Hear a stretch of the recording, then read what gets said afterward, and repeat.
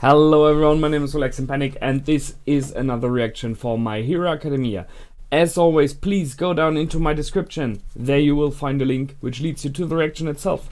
Just replace the circumflex.parts with real dots and enjoy the reactions. Once you've done, come back here and hear out my thoughts about this episode because it was awesome. So, I will see you soon. For those that came back, welcome back. What a great episode, holy heck. I was really surprised in the end. There was something I didn't expect, and I like it when I'm surprised in this way. So let's go through it one by one. There are some really cool things, especially in the end. There are some things in the middle where I'm at least partially crushed about, but we will talk about it. So, well, we had the beginning with Eraserhead, who took 5 students, I think it was, to special trainings, and one of the 1B class is there as well. So they're together with the king hero now. They got informed by telepathy that the villains are there, so Eraserhead went out to help the other students, and if I got that correctly, he was one-shotted. So there was something surprising. So Deku, who seems to be a pretty strong one, who I'm not sure, but at least he's one of the top 5 villains by now. At least when it comes to who's the leader. He one-shot Eraserhead with some kind of blue flames. No idea what his ability is exactly. I'm surprised by this because Eraserhead is a pro hero, and normally when he would see like a flame coming from the side, I guess he would turn on his vision, and by doing so disable the quirk of the enemy. So yes, he possibly just was surprised, didn't see someone coming from the side. It's the only option I see why he was so easily taken out, although we didn't see him fall or anything, so he might still pop up in the next or next episode. It might be he is not out, we will see about that. But right now it looked as though he was one-shotted out of the frame. So that's one thing. We now have 6 students and 1 teacher in the house. Possibly going against Deku as well. Well, we had the fight with Spinner, who seems to be someone who joined the League of Villains because of Stain, and who seems to kind of adore Stain and his behavior, and who's into blades as well. So I'm not sure how efficient this kind of weaponry is that he has, just putting together like hundreds of blades and stripping them together. It's more like a big club, I guess, in the end, but he's able to wield it, so what. And we have this guy with the big stone club, who I guess has some kind of telekinesis or something like that, because he was able to draw or pull in the enemies towards him to then smash them, which was stopped, thankfully. So, well, and he seems to be someone who's really a villain. So, as Panther Tiger, I think it was Tiger, said he counted out who he is and what he did, and there were dozens of killings, of attempted murders, of robberies. So that is not someone who's new to the game. He's an old and experienced killer in the end. So someone who has to be taken seriously. I like the fact that how they tried to fight Spinner in the beginning, the idea of distracting him. There was, well, if you have a quirk like one-sided telepathy, that you can talk to the other side and they can't stop you, as it seems. Sure, you would want to flood his brains with words, with whatever. She tried first with the I like you, you're kind of cute thing, so, and it worked for a second. You could see it, he stopped that in his tracks and was surprised. So there was a clever tactic, then just to be, pulled away. Otherwise, maybe she might have finished him off in this moment because he was so confused. But even if you don't go with stuff like that, you could just like shout at the other in his mind, talking to him, bubbling, making him confused. In a fight, you need to be concentrated, so that's something you can do with such a quirk. She may be not having a fighting quirk directly, but if she's pretty well trained in melee, and she can flood her enemy's mind with words, with distractions all the time, that might give her the upper hand. And especially if she's in a team fight, and she was part of a team, she can, by doing so, distract all the enemies while her team wipes the floor with them. So that's a very clever and cool way of using it. The fact that it is just one-sided gives it a little issue that your comrades can't communicate back with you, but still it's a good thing, no question there. So I like that idea that they already went for that one. Very good. We had some of team 1B and 1A walking together in the woods with gas masks on. So I like the fact that they used the ability to create stuff from having to think about her name, but you know who I mean. I think I wrote her down, but you know who I mean. The hot girl from class 1A. Momo. It is Momo, I think. So she used her ability to create gas mask, which more or neither cancels out one of the villains already, because he seems to have mainly this gas power, this quirk to create gas. Not sure, I mean, he still might be a very valid fighter, so not taking that away, but his quirk at least could be cancelled. I really, however, loved the idea of the big fist to cover someone's head completely, more or neither, so that they are not breathing in the gas, although in this case they might not breathe in at all, so it's not working for a long time. But it is a clever idea of using your quirks, of having big fists. I ask myself if there's like a maximum how big those fists can get. If she's able to train it to get bigger and bigger and bigger. I mean, in the end she might have a fist that is like a colossal building, you know. If she can still use the velocity that she had before, for example, so if she like punches and then increases the size, this would be awesome. Because there's a lot more power in it, you know. The strength is velocity and the weight of the fist. So if she gets it bigger, might work. And they talked about that they want to stay and fight because Class 1B, at least one of them, realized that Class 1A by now has gotten farther ahead because of the problems they had in the past. They had to grow to survive. And so he was in to go for the same experience. I'm not sure about that one. Yes, it is true. That's why they are stronger, possibly, because they had to grow. I mean, they possibly started with bigger potential as well. That's why they became Class 1A. I mean, at least that you have to give to the teachers, that they say, like, we take the better in Class 1A. Although it might be just some percentage points, you know, but still, they are a little bit better. And the fact that they were attacked by villains gave them a benefit. I'm not sure if it was about that they trained in a specific way due to that. I think it is more that their determination became stronger due to it. Because they realized they had to get better. Because there are villains and they tried to kill them. So I think it is more about that one. And yes, I agree that by throwing yourself in a situation like that, you might grow and get stronger, but you might as well get killed. So watching out there. In general, it seems to me as though the tone became much harsher. I think there's a way more valid possibility of people being crippled or dying here. Game time is over, you know, it's no more playing, they are in full force. And you could see that when Todoroki and Bakugo were walking. One thing first there, those two do not have masks.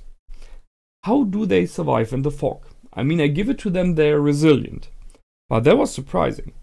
And then they encountered someone. Yeah, and that's the moment where I'm like, oh heck, please no. I'm kind of afraid that he just ate one of the girls. And I think it was what was her name? Puppet.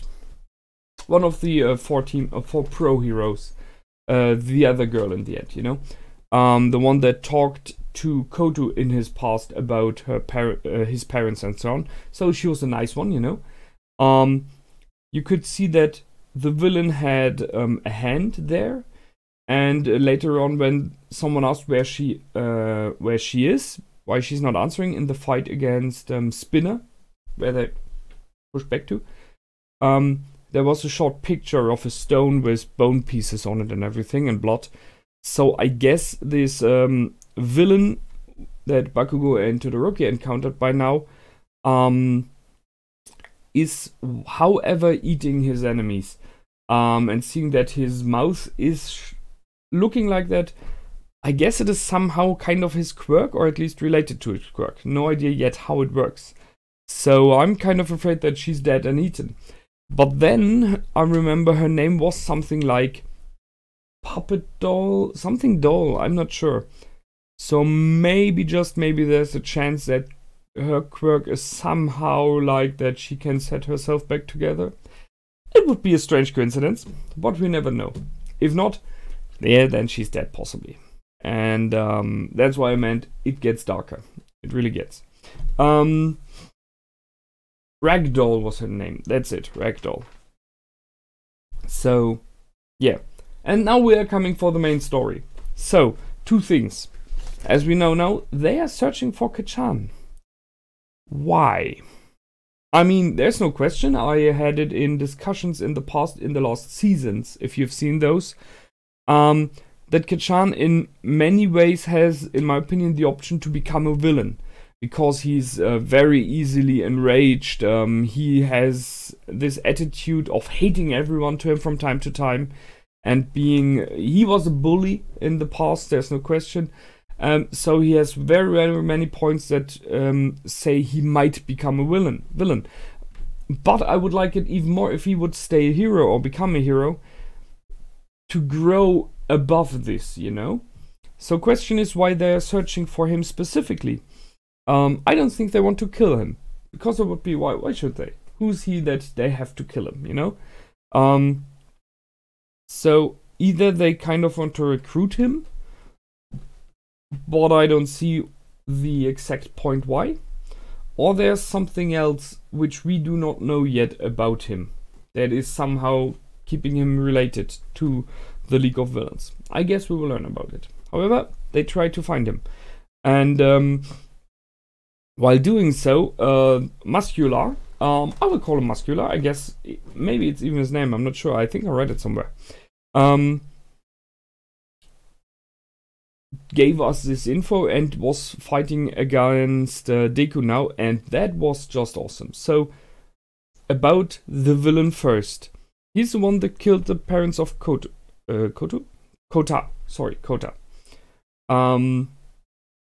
He has the ability to grow his muscles in amounts and depth and strength and everything, so he gets faster and stronger. Which reminds me a little bit of League of Extraordinary Gentlemen, if you know that movie. There you had Jekyll and Hyde, and they turned into Hyde by drinking a potion that made their muscles grow immensely, a bit like that. And a villain in this movie overdid it, so he stole the potions and he overdid it and drank too much of it. And he looked more neither like Muscular did here, you know, that the muscles, like, he became just freakishly huge. It just looked abnormal, as it did here. So he's like an abomination. And in the end, he died of it, as far as I remember, or he exploded or whatever. But thing is, normally, if you get this much muscle, you just get bigger. It should at least partially hinder your movements. You should get problems moving because you're just too bulky, you know? Doesn't seem to be the fact here. So he played with Deku in the beginning. And I asked myself, by the amount of power that we've seen from him, how come that he never had an encounter with All Might? Because he might be someone who, at least for an amount of time, might have stood against All Might. We have seen that the 100% hit that Deku landed shook him a bit, but he stood up again. So he is someone that could survive some hits at least from All Might. Although I guess if we know how fast All Might is hitting, if he's going like full speed and hitting him, he would possibly just be a pulp. Which brings me to two other things. So Deku went first time 100% punch against a person, against a living being, because he didn't do that in the past. I remember that very exactly. He flinched a ball and he pushed a wall, stuff like that, and broke his arms, his fingers. There was a problem that he always broke his body because the body is not ready for this power yet. And then he subconsciously learned to lower his power when he was fighting living beings. So, because he just does not want to kill others. He's a hero, he's a good one. So that's why he always went for 5%. Maybe increasing with time by each punch a little bit more in the future. So it is very interesting that he actively went 100% against him. Because there is the risk that he would have killed him. I mean, he's a villain, so what? You might say, but still, Deku was always someone who said, I cherish life, I don't want to kill even villains, I don't want to kill them. So, I can only guess that he estimated by the amount of muscle and the amount of strength that the villain has, he would take the 100% and not die. Maybe that's why. Or he was just like, I have to do it. I have to rescue the boy. If I don't go 100%, he will die. As will I, you know, but that was never the problem for him, I think. So he went 100%. That was surprising. I kind of would like to learn about the background, how he decided that a little bit, but I guess I will skip it, sadly enough. So, 100% full coil. Effect, well, at least he punched him back, but that's it. He did not really even rock him. You know, he just stood up and said, oh, well, you might be a worthy foe, so let's go full. And then well, it looked a lot like Deku was about to lose. It remembered me on a scene from an anime I have seen very, very long ago, where there was someone who was growing bodily immensely and couldn't stop it. I don't know what the anime was called anymore, sorry. And there you had the moment when someone was kind of trapped in the body of the other person and was squashed by it. So, not a nice scene. And it reminded me a lot here when he was punching him again a second time, with a broken arm, by the way.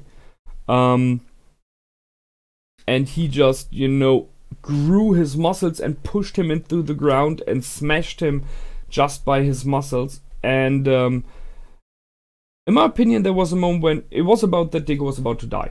There was no question. He just couldn't compete with strength. And this is where the change came in. So we had Kota use a little bit of water quirk. I didn't think he would have a water quirk. I really thought he was like stone shaping something. By that what we saw in the last or second last episode. But he just, which is still cool, has the water powers of his parents and not in any strength.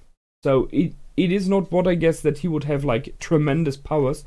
He just has a water quirk, which is nice, so he can create or draw water somehow. But it was enough to distract the villain. And that's the thing. So he distracted him. And then the one major mistake happened from the villain, which changed the complete game. That he said, once I'm done with this one here, with Deku, I will kill you. And that's it, what it is about. The fact that Deku is a real hero. That what Stain said as well in the past. You are a real hero, not someone who wants to be or claims to be. You are a hero. Deku would have kind of been willing to die there, you know. He didn't, not that he wanted to die, but it was like he was stronger, bigger, I die, that's it. But in the moment when the villain said, I will kill this innocent boy, it was not about him anymore. It was about rescuing someone. And he went completely overboard.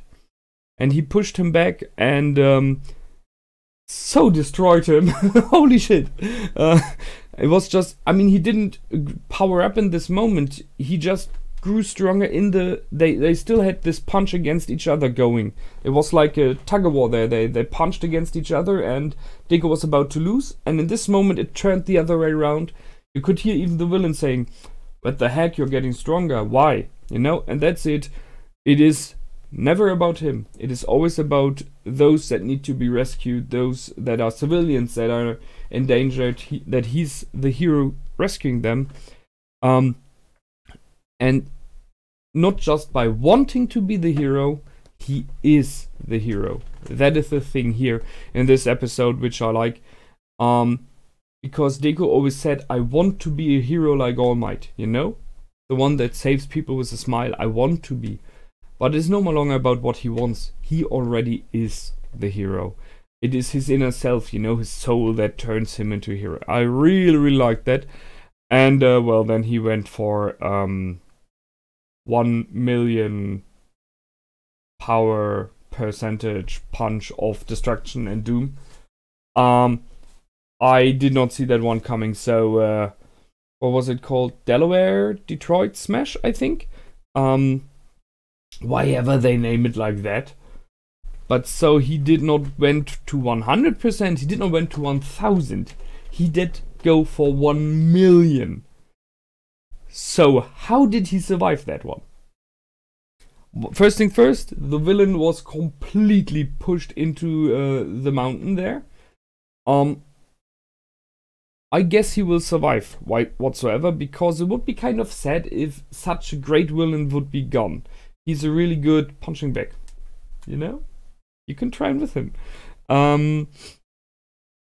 That's one thing. But if you see that the arm of Deku is breaking at 100% already, he now used 1 million. That's so much more.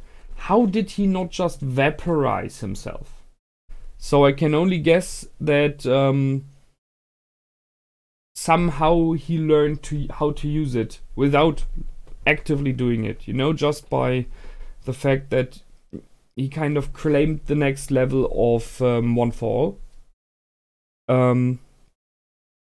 And by doing so, he developed himself, his inner strength, to keep it somehow controlled. I don't know if All Might has this punch. I mean, I think to remember that we had a Delaware smash from him in the past, but we never had the 1 million percentage comment, something like that. Although he doesn't do it, you know. So it would be interesting to see, if everything of this is over, how All Might reacts to this. But yeah, it was great. It really, really, really was great. And they did it so good by intermitting the fight, while it was more neither over now, with the background story of Kota, that there is someone who will appear and show him, Kota, that what a hero is about, you know? That it is not just people dying without sense, that it is about rescuing others and so on. And so that's why I took this picture here, by the way. This moment when he just looks up at him and he says, Boku no Hero, my hero. Which is the name of the show, you know? So really great. I did not expect that at all. What an awesome episode. Really, really liked it. I totally dig it. For me, this whole fighting thing with the villains could be over by now, please. That was already more than enough, but I think there will be more. I mean, they are after Kachan. We are not sure what happened to Eraserhead. We are not sure what happens to all of the other students. So there are many more fights, and seeing that, well, Deku broke his arm still, you know. I guess by the amount of damage that he suffered in the fight.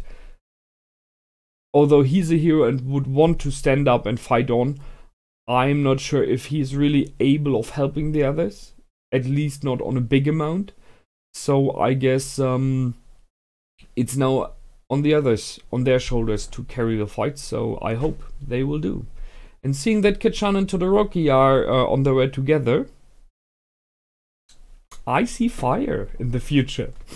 So I wait for the next episode. I hope you liked that one. And sincerely, if you didn't, then I don't know why not. It was a great episode. I will see you the next time. Next weekend, I will see. Hopefully Saturday this time. And that's it from me. My name is Relax and Panic. Goodbye and out.